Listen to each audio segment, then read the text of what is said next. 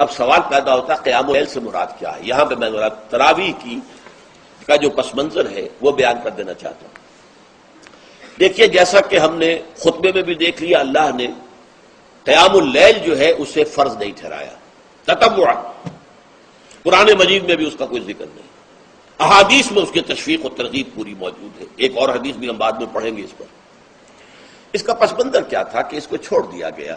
اب ظاہر بات ہے مسلمانوں میں کمزور بھی ہیں، مسلمانوں میں وہ مزدوری کرنے والے بھی ہیں، روزہ تو فرض ہے ان پر، چاہے مئی کا مہینہ ہے اور گندم کاٹنی ہے، روزہ تو پھر بھی رکھنا ہوگا، یہ سب کچھ ہے، لیکن یہ کہ رات کو پھر کھڑے رہنا ان کے لیے جاگنا ممکن نہیں، لہذا ان کے اوپر یہ چیز فرض نہیں۔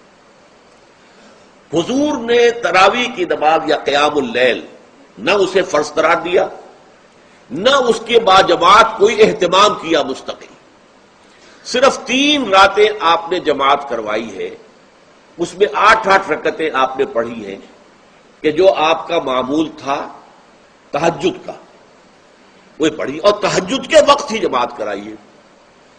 یہ ہے وہ حدیث، اس کے علاوہ کسی نماز تراویح جو ہے جو ہم پڑھتے ہیں 20 رکعتیں عشاء کے ساتھ متصل، اس کا کوئی ذکر نہ دور نبوی میں ہے نہ دور صدیق اکبر میں ہے۔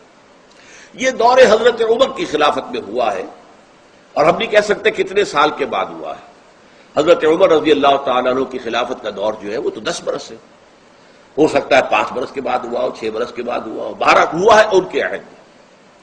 حضرت عمر ایک مرتبہ مسجد میں داخل ہوئے، مسجد نبوی میں، تو دیکھا کہ کچھ لوگ 8، 10، 12 جو ہے وہ ایک جو ہے حافظ کے پیچھے کھڑے ہوئے اور قرآن سن رہے ہیں، کچھ دوسرے کونے میں کھڑے ہیں، کچھ کہیں اور کھڑے ہیں، مختلف جماعتیں ہو رہی ہیں۔ تو انہوں نے سوچا کہ کیوں نہ ان سب کو ایک امام کے پیچھے جمع کر دیا جائے، اور اس کے لیے لوگوں کی سہولت کے لیے عشاء کے ساتھ متصل رکھ دیا جائے، اس لیے کہ تہجد کے وقت اٹھنا جو ہے وہ تو ہر کس و ناقص کا کام نہیں ہے، کہ عشاء کے بعد اگر تھوڑا سا اضافی وقت ہو صرف، تو یہ ہر شخص کر لے گا، مزدور بھی کر لے گا۔ لہذا آپ نے یہ نظام تجویز فرمایا کہ عشاء کے متصلاً بعد 20 رکعت نماز پڑھی جائے اور ایک امام کے پیچھے پڑھی جائے۔ یہ گویا کہ اجتہاد ہے حضرت عمر رضی اللہ تعالی عنہ، اس کو آپ نے خود بدعت بھی قرار دیا ہے، لیکن بدعت حسنہ۔ بدعت کس اعتبار سے؟ لغوی اعتبار سے، نئی بات، اس لیے کہ حضور کے زمانے میں نہیں تھی، تو یہ اس طریقے سے ایک نئی بات ہے، لیکن یہ بات چونکہ بہت اچھی ہے، بہت عمدہ ہے۔ آپ جب یہ نظام چل پڑا تو ایک دن مسجد میں آئے، دیکھا کہ بڑی بھری مسجد ہے، صحابہ کھڑے ہیں اور ایک امام کے پیچھے قرآن سن رہے ہیں۔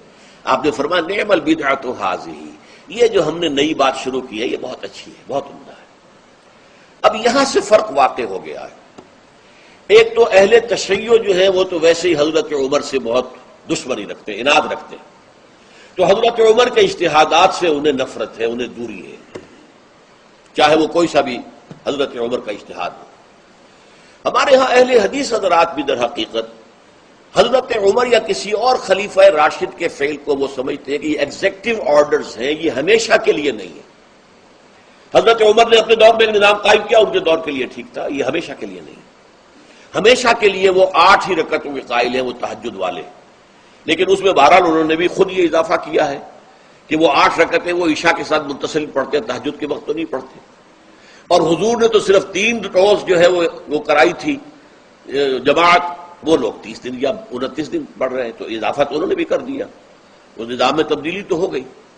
لیکن اہل سنت جو کہلاتے ہیں، ہمارے جو 4 جو ہیں، جو ہمارے مسلک ہیں، حنفی، مالکی، شافعی، حنبلی، ان کا اتفاق ہے اس پر حضرت عمر کا، کیونکہ ان کے سامنے اصول یہ ہے کہ حضور نے فرمایا علیکم بسنتی وسنت الخلفاء الراشدین المہدیین، تم پر لازم ہے کہ میری سنت کو پکڑو مضبوطی کے ساتھ، اور میرے خلفاء راشدین مہدیین جو ہیں ان کی سنت کو پکڑو۔